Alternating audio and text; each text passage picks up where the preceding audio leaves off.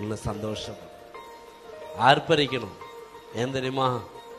வசனம் எனக்குள்ள சந்தோஷத்தை கொண்டு.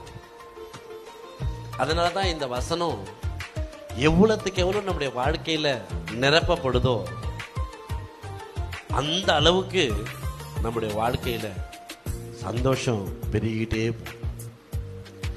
தேவனுடைய வசனத்தை வாசிச்சு வாசிச்சு வாசிச்சு அதை தியானித்து தியானித்து தியானித்து நம்முடைய இருதய பலகையில வைத்து வைத்து வைத்து அதை சேமித்தா அதனுடைய முடிவு என்ன தெரியுமா? மிகுந்த சந்தோஷம், மிகுந்த சந்தோஷம், எல்லையில்லா சந்தோஷம். நான் துக்கப்படும் போது வசனம் எனக்கு பதில் சொல்லும்.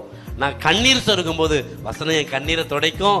நான் ஏன் தெரியுமா? அந்த வசனம் ஜீவனுள்ள தேவன்.